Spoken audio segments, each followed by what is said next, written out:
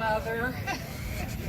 Okay, I'm going to talk to the older generation out there. How many of you out there are over 50? Raise your hands. Oh, dang it. Russell, put your hand down. I don't want anybody knowing you're that old. How many of you out there are over 60? Not as many. Okay. How many of you out there are over 70? Oh, come on. Got some more over here? All right. Okay, I want all of you folks that just raise your hand to come in a little bit closer. We know that you're probably hard of hearing, so come on in a little bit closer here, okay?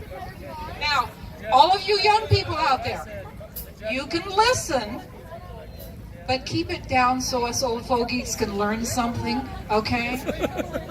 Hey, can I get a picture with this? How many of you senior citizens out there worry about how many pills you're taking?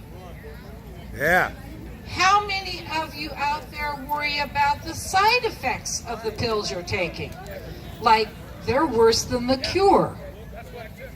And how many of you worry about the interactions, the different pills that you're taking, what they're going to do to each other and to you? All right. How many of you have aches and pains? Now, that most of us do at some time or another, but it gets worse when you get older. How many of you have trouble sleeping? You know, got problems like that? How many of you walk into a room and you can't remember why you went there? Okay?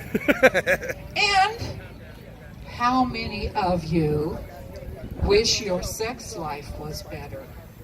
Oh, I got your attention there, didn't I? Okay. Let's look at reasons to promote medical cannabis for senior citizens. We worry about the pills, the side effects, the interactions, and all that sort of thing. Number one, medical cannabis is significantly safer than most prescribed pharmaceuticals.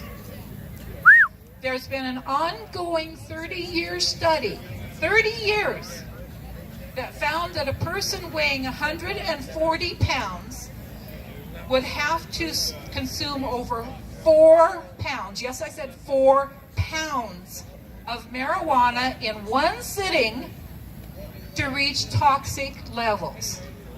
And even that doesn't cause death. Russell, how much is 4 pounds of marijuana? About a month's worth. About a month's worth, okay. Number two, medical cannabis can reduce the use and potentially replace most medications. Did you know that over 50% of opioid prescriptions are prescribed to senior citizens? And senior citizens only make up about 13 to 15% of the population. So those of us over 50 are taking all the opioids. There's not an opioid crisis with the young people. It's with us older people. One thing that I found really interesting, if all the states in 2014 had a medical marijuana law, the estimated savings would have been over $1 billion, that's with a B, $billion in fee-for-service Medicaid. Just think what we could have done with that money.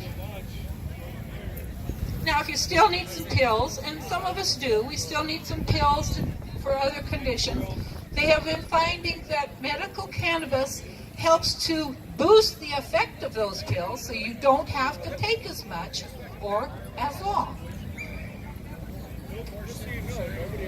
Now, in the past, I've had a little bit of problem with depression.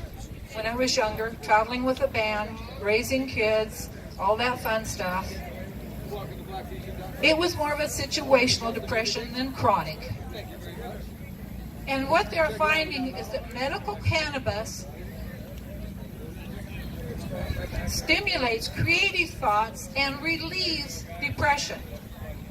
cannabis improves mood. It promotes laughter. And laughter has been shown to increase lifespan.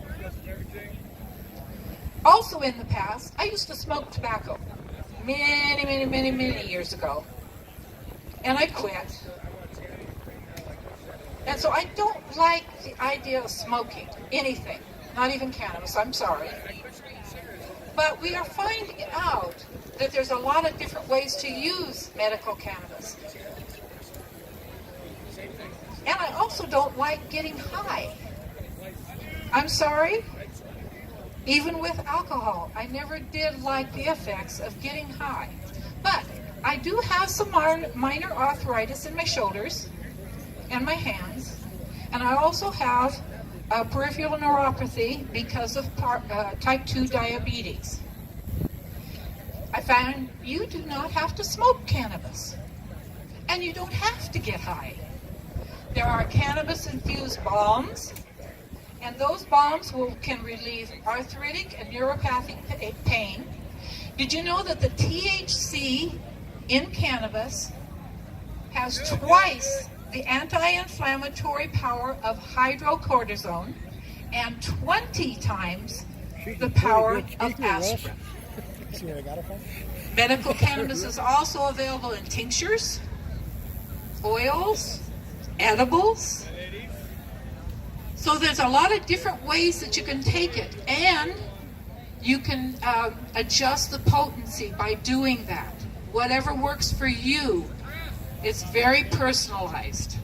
Then there's also, of course, CBD. If you want no THC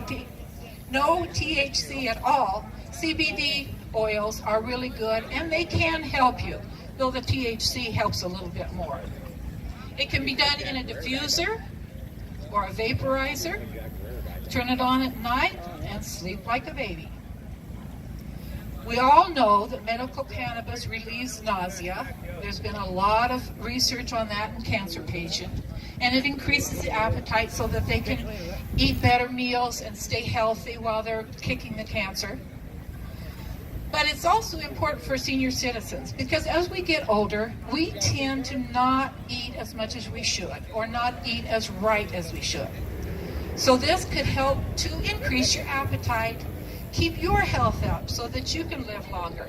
Now, this finding bothered me a little bit because I really don't need my appetite increased. I do fine on my own, okay? But I did find an intriguing connection. It said that the rates of obesity are lower by roughly a third in people who smoke marijuana 3 times a week. So maybe there's hope for us that are a little over-endowed yet. And lastly, marijuana and sex. Too many young people here. I think I will need to leave something for you to do some research on. Thank you. Yeah!